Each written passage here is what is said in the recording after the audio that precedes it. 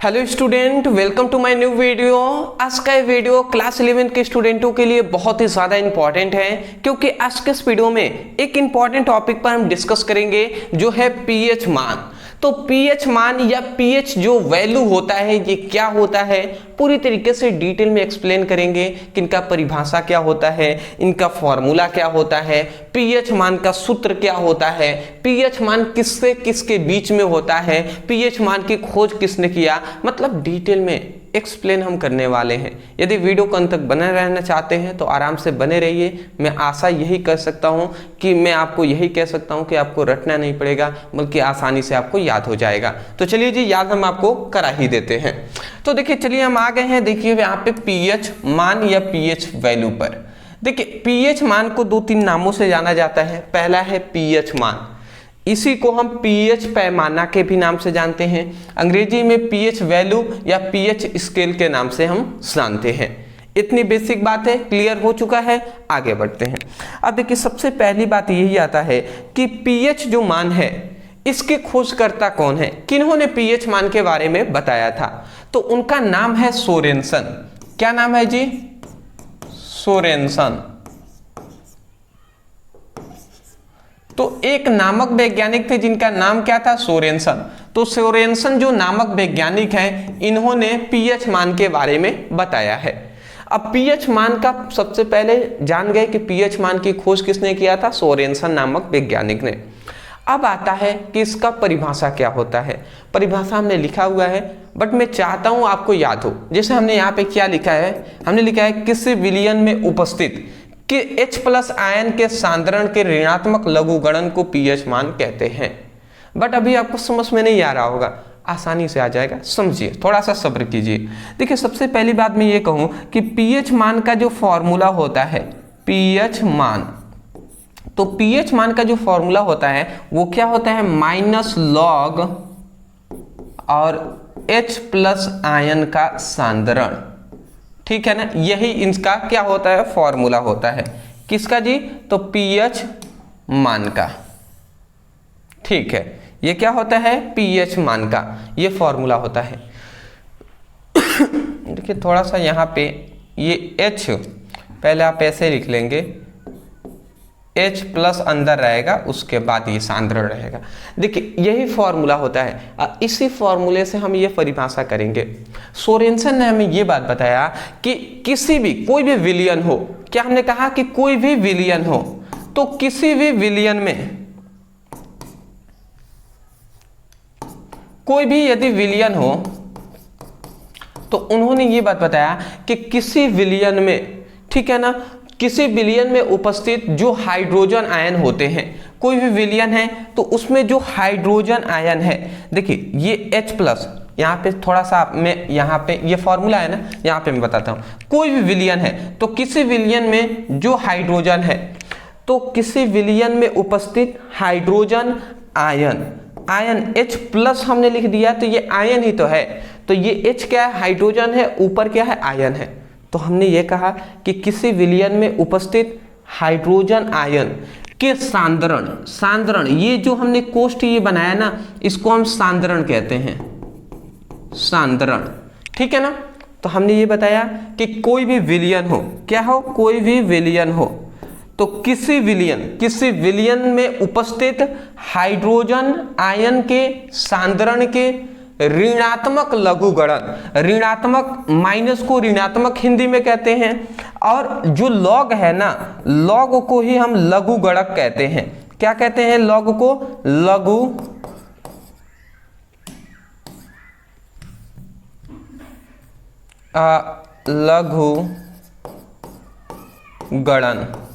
ठीक है ना, तो ये बात याद रखेंगे। इसको लघुगणक लॉग को कहते हैं, इसको ऋणात्मक कहते हैं। इसी को, यही तो बात कहा जा रहा है ना कि देखिए, परिभाषा हमने इसी फॉर्मूले से ही लिखा है। हमने ये कहा है कि किसी विलयन में उपस्थित हाइड्रोजन आयन के सांद्रण के ऋणात्मक लघुगणक को पीएच मान कहते हैं। क्या कहते हैं? पीएच मान कहते हैं। बात आप समझ रहे हैं? तो एक बार मैं यहां से परिभाषा बोल रहा हूं, आप कहेंगे किसी विलयन में उपस्थित हाइड्रोजन आयन के सांद्रण के ऋणात्मक लघुगणक को पीएच मान कहते हैं। बताइए आपको याद हुआ या नहीं हुआ? तो यहीं से हमने परिभाषा लिखा था, किसी विलयन में उपस्थित हाइड्रोजन आयन के सांद्रण के ऋणात्मक लघुगणक को पीएच मान कहते हैं। तो मैं आशा करता हूं कि आपको समझ में आ गया होगा। एक बार और मैं यहीं से बोल रहा हूं, सुनिए। हमने कहा किसी विलयन में उपस्थित हाइड्रोजन आयन के सांद्रण के ऋणात्मक लघुगणक को पीएच मान कहते हैं। तो मैं आशा करता हूं कि अब आपको आसानी से समझ में ये आ गए होंगे कि पीएच मान क्या होता है। ठीक है, चलिए इतनी बात आ गया, परिभाषा समझ गए, फिर से ये फॉर्मूला भी समझ गए। अब यहाँ पे ये बात याद रखेंगे, एक नोट्स में ये बात याद रखेंगे कि नोट में क्या याद रखेंगे, ये याद रखेंगे कि जो सामान्य ताप पर, सामान्य ताप मतलब 25 डिग्री सेल्सियस, ठीक है ना। तो सामान्य ताप पर जो पीएच मान होता है ना, पीएच मान 0 से लेकर 0 से 14 तक होता है, ठीक है ना। इस बात को याद रखेंगे कि 25 डिग्री सेल्सियस ताप पर जो पीएच मान का वैल्यू होता है 0 से लेकर 14 तक के बीच में होता है। अब थोड़ा हम देख लेते हैं कि पीएच मान का जो पैमाना क्या है, मतलब पीएच पैमाना क्या है, कैसे हम पैमाना। अच्छा याद रखेंगे, ये तो हमने फॉर्मूला से बता दिया परिभाषा, यही आपको लिखना है। बट रियल में अगर जाने कि पीएच मान के बारे में क्यों हमें आवश्यकता पड़ी, सोरेनसन ने क्या बताया पीएच मान से, तो देखिए पीएच मान से हमें ये पता चलता है कि कोई विलयन अम्ल है या क्षार है। अब वो हम कैसे पता करते हैं, पीएच मान के वैल्यू से ही। अब कैसे वैल्यू होता है वो हम अभी आपको बता देते हैं। जैसे सपोज दैट ये एक पीएच मान का हमने एक पैमाना बना दिया, ठीक है जी, ये एक हमने वैल्यू कर दिया। अब समझिएगा 1 2 3 3 4 5 6 7 8 9 10 11 12 13 14, ठीक है ना। अब थोड़ा सा मैं यहाँ पे लिख दूँ 1 2, सॉरी पहले 0 में यहाँ से लिखता हूँ 0 1 2 3 4 5 6 7 8 9 10 11 12 13 और यहाँ पे थोड़ा सा हम आगे बढ़ाकर यहाँ पे लिख देते हैं 14, ठीक है ना। तो ये पीएच मान का स्केल है। अब एक बात याद रखेंगे, जिस विलयन का पीएच मान 7 होता है, जिस विलयन का पीएच मान 7 होता है वो विलयन कैसा होता है, तो उदासीन होता है। वो कैसे होगा जी, वो विलयन उदासीन होगा। जैसे मान लेते हैं कोई भी विलयन है, उसको हमने कह दिया पीएच मान 7 है, तो वो कैसा विलयन होगा, उदासीन होगा। अब इतने बात याद रखेंगे कि 7 से पहले ये किसी का विलयन का पीएच मान 0 1 2 3 4 5 6 आ गया, तो वो सभी विलयन कैसे होंगे, अम्लीय होंगे। वो विलयन कैसे होंगे, अम्लीय होंगे। और यदि 7 के बाद जैसे 8 9 10 11 12 13 14 किसी का विलयन का पीएच मान आ गया, तो वो कैसे होंगे, वो सभी विलयन क्षारीय होंगे। वो कैसे होंगे, क्षारीय होंगे, ठीक है। इतनी बेसिक बात समझ गए।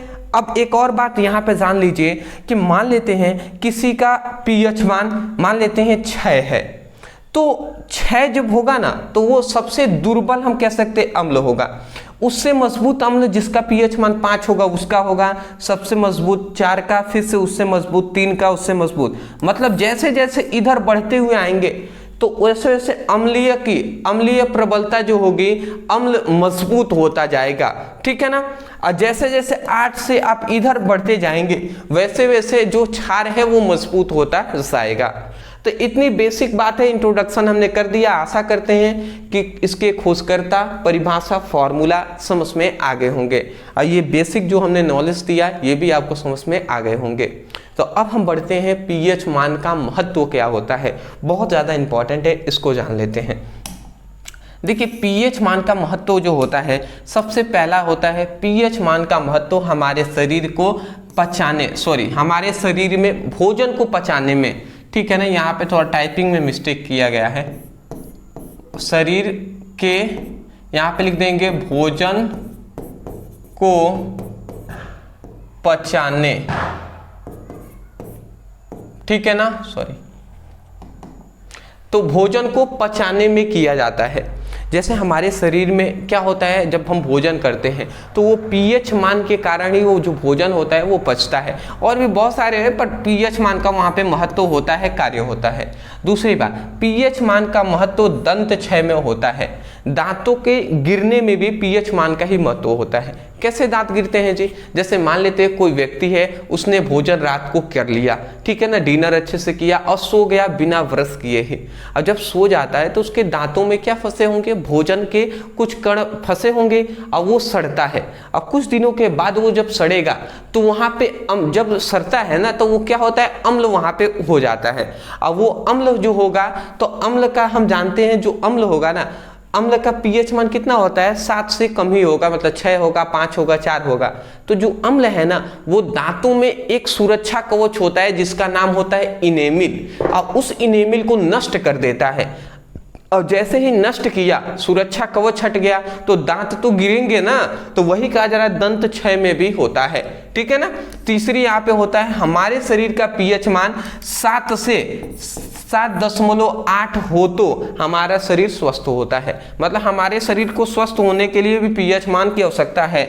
और खेतों की अच्छी उपज के लिए भी पीएच मान 7 होनी चाहिए, ठीक है ना।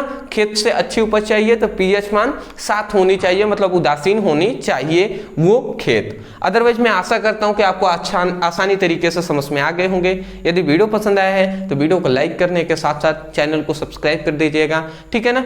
कल मिलते हैं एक नए टॉपिक के साथ एक नए वीडियो में। Thank you so much for watching this video. Thank you.